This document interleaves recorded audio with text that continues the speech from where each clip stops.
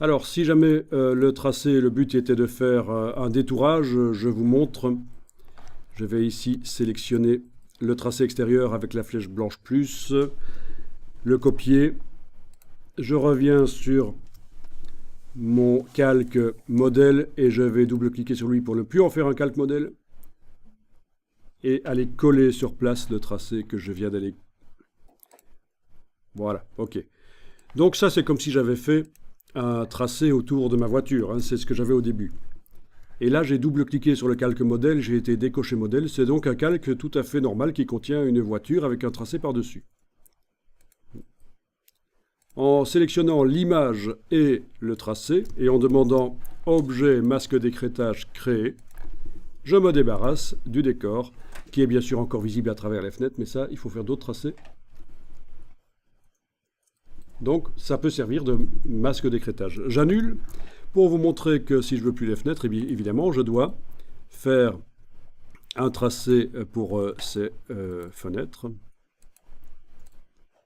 Je veux dire, si je ne veux pas avoir les pavés à travers les fenêtres, voilà, je dois faire des tracés comme ça.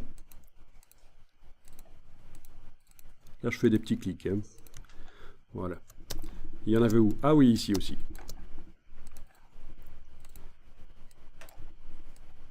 Tout ça paraît logique. Hein. On voit les pavés à travers la voiture. Si je ne veux plus les voir, je dois détourer ça.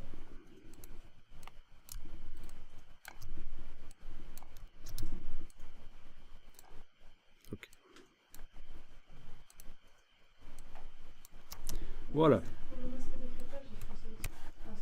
Donc, évidemment, si, attention, on revient à ce qu'on a vu hier. Si je sélectionne tout maintenant, la voiture, son tracé extérieur et ses tracés intérieurs, et que je demande objet masque d'écrêtage créé, ça ne va rien. J'annule.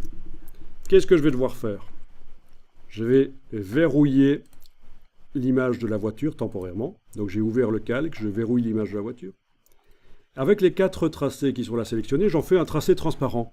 Objet, tracé transparent, créé. J'ai donc un seul objet. Tous les tracés ont été ramenés au même niveau. C'est un seul objet. Je déverrouille l'image, je sélectionne les deux et le masque va fonctionner. Objet masque d'écrêtage créé. Voilà, c'est ce qu'on avait vu hier. Faire des trous. Si tu n'as que l'image dans le calque et que les tracés sont sur un autre calque, ça ne fait aucune différence. Les calques, c'est juste pour s'organiser personnellement, pour avoir accès plus facilement aux éléments. Mais pour Illustrator, si tu prends un tracé qui est sur un calque et une image qui est sur une autre, que tu sélectionnes les deux, tu demandes un masque d'écrêtage, ça marche. Ok, donc pour prouver que c'est vraiment de la transparence, je vais rapidement créer ici un cercle en couleur que je vais venir placer en dessous du système d'écrêtage dans l'empilement des calques. Et voilà, c'est bien un masque complexe, composé de plusieurs formes qui ont été ramenées en une seule par la fonction objet tracé transparent créé. Une fois que j'ai eu mon tracé transparent, mon objet unique qui est composé de plusieurs tracés, j'ai pu l'utiliser pour faire un masque.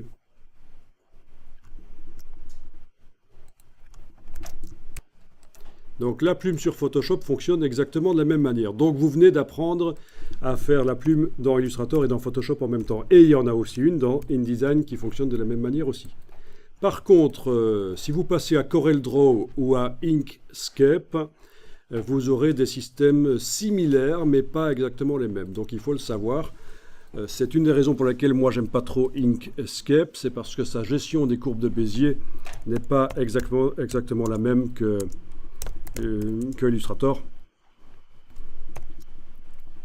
Donc c'est un logiciel vectoriel gratuit. Enfin, open source.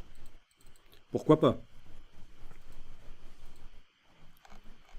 Et vous avez aussi CorelDRAW qui est un autre logiciel vectoriel.